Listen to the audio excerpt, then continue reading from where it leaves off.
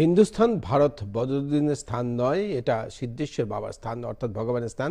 ফলস্বরূপ এখানে বরাগ, সেখানে বদরপুর নাম রাখা উচিত নয়, বদরপুরের নাম হওয়া উচিত সিদ্ধেশ্বর। এতে হলে মানুষ যদি একটি স্থানের নাম মনে করতে চায় তবে তারা ভগবানের নাম উচ্চারণ করবে। এটি ভারতের সেবাশ্রম সংঘের উত্তর পূর্বাঞ্চলের মুখ্য সংগঠক স্বামী সাদানন্দজি মহারাজের বক্তব্য। বুধবার সন্ধ্যায় সিদ্ধেশ্বর শিববাড়ি বরাক নদীর ঘাটে গঙ্গা আরতি অনুষ্ঠান অনুষ্ঠিত হয়েছিল। সেখানে অংশ নেন ভারত সেবাশ্রম সংঘের উত্তর পূর্বাঞ্চলের মুখ্য সংগঠক স্বামী সাদানন্দজি মহারাজ। এই অনুষ্ঠানে বক্তব্য রাখতে গিয়ে স্বামী সাদানন্দজি মহারাজ এই কথা বলেন। গঙ্গা আরতির আয়োজন করেছিল হিন্দু রক্ষী বাহিনী এবং মন্দির পরিচালনা সমিতি।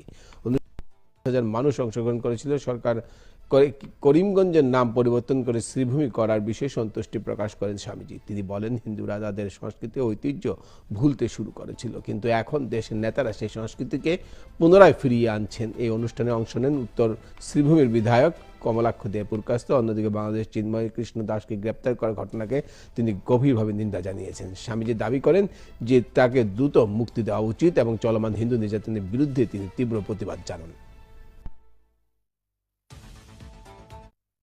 সিদ্ধেশ্বর হলে হবে কি এই জায়গার পবিত্রতা সকলকার কানে পৌঁছে যাবে এবং সকলে যখন সিদ্ধেশ্বর বাবার নাম উচ্চারণ করবে তখন তাদের মধ্যে যে সত্যম শিবম সুন্দরম, যে শিব তার যিনি কল্যাণ দান করেন, যিনি আমাদের মঙ্গল দান করেন, তার সেই মঙ্গল বার্তা, সেই কল্যাণ বার্তা সকলকার মধ্যে ছড়িয়ে পড়বে। আজকে এই হিন্দু রক্ষী দল সহ যারা রয়েছেন এখানে, বজরং দলে আছেন, RSS আছেন, বিশ্ব হিন্দু পরিষদ আছেন এবং বিভিন্ন সংগঠন আছেন, সকলকে আজকে যারা এসেছেন তাদেরকে আমি সাদর অভিনন্দন জানাচ্ছি এবং ভবিষ্যতে যাতে এটা সিদ্ধেশ্বর ধামে পরিণত হয় এই অঞ্চলটি, আমরা তার জন্য আমাদের আসাম সরকারের কাছে স্বনির্বন্ধ অনুরোধ রাখছি। আজকে আমাদের হিন্দু রক্ষী দলের মুখ্য সংগঠক শ্রীমৎ সাধনানন্দী মহারাজ আজকে আমাদের যে বদরপুরের যে নাম ছিল এই বদরপুরের নাম পরিবর্তন করে দিয়েছেন।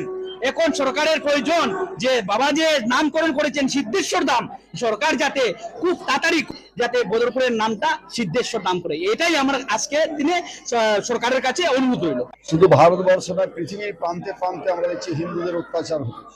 আমরা কানাডা থেকে শুরু করে আমরা পাকিস্তান, বাংলাদেশ, শ্রীলঙ্কা বিভিন্ন অঞ্চলে হিন্দুদের উপর অত্যাচার চলছে।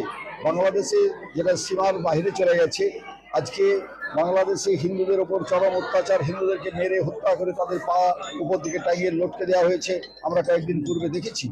আমরা এই কারণে আমরা বিভিন্ন অঞ্চলে প্রতিবাদ সভা করেছি। আমার বিভিন্ন হিন্দু সংগঠন সকলে প্রতিবাদ করেছেন, হিন্দু রক্ষী দলও এর প্রতিরোধ করার জন্য চেষ্টা করেছেন। আজকে চিন্ময় প্রভুকে যে ইস্কনের তাকে যে অ্যারেস্ট করা হয়েছে, এই জন্য আমরা সকলে সমস্ত হিন্দুর প্রাণে ব্যথা লেগেছে। একজন হিন্দু সন্ন্যাসী যিনি সমস্ত হিন্দু সমাজকে তারা সুন্দরভাবে আন্দোলন করেছেন ঠিকই, কিন্তু ওরকম ডিস্ট্রাকটিভ আন্দোলন নয়, ধ্বংসাত্মক আন্দোলন নয়। তারা চেয়েছেন গঠনমূলক, যাতে হিন্দুরা সুরক্ষা পান। হিন্দু হচ্ছে সেখানকার জাতীয় পতাকাকে নাকি অপমান করা হয়েছে, এটা আমরা কোথাও দেখিনি, আমরা শুনছি শুধু এটাকে একটা সাজানো গল্প। তাই আমরা ভারতবর্ষের সমস্ত হিন্দু এর প্রতিবাদ করছে।